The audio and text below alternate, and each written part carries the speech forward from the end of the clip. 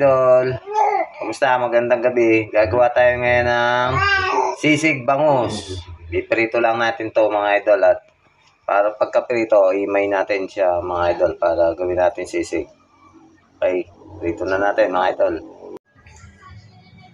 Mga idol, prito na natin.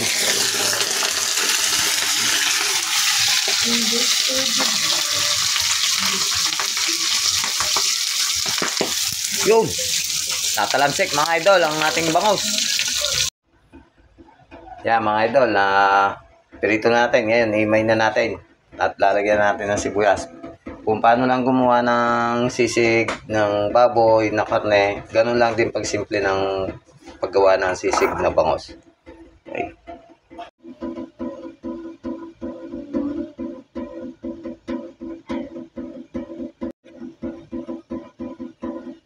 Himay na natin mga idol.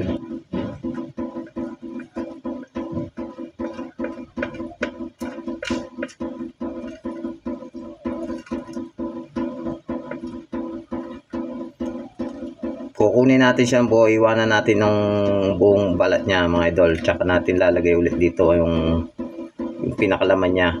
Babalik natin para magandang tignan.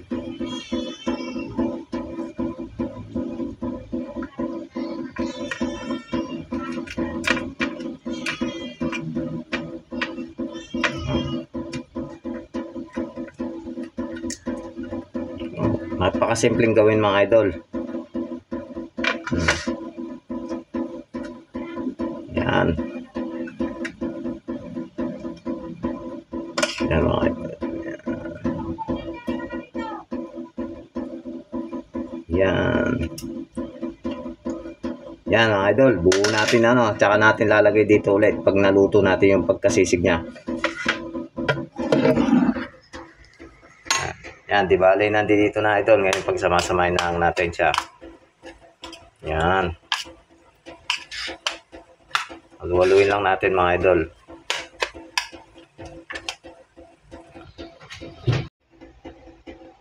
Lagyan natin ng konti ng rino mga idol para lumasa.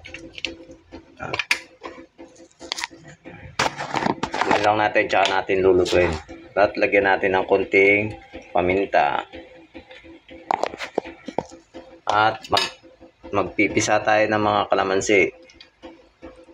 Yan. Parang kinilaw lang pero pasisig yan mga idol.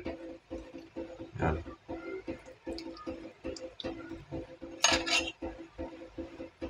Yan lang, napakasimpleng gawin lang mga idol.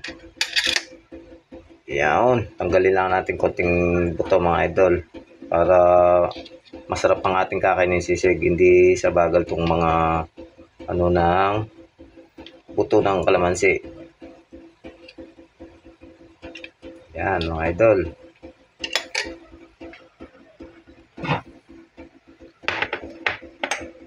Lalagyan din natin ng konting asin. Yan. At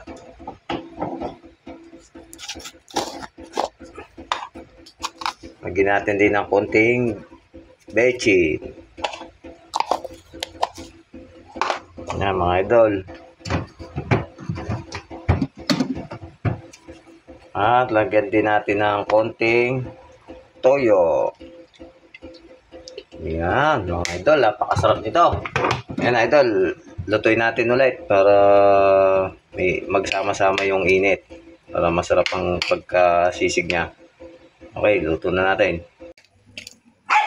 Okay idol, luto na natin ang ating sisig.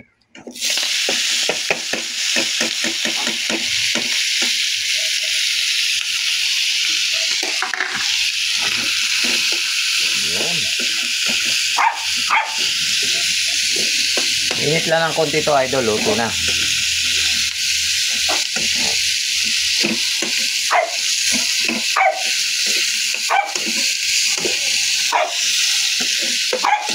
Yan idol, luto ng ating sisig na bangus.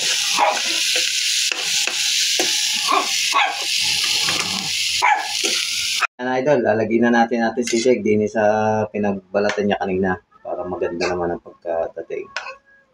Yun. Yan mga idol. Oh, ganda ng pagkadali natin dyan idol. Oh.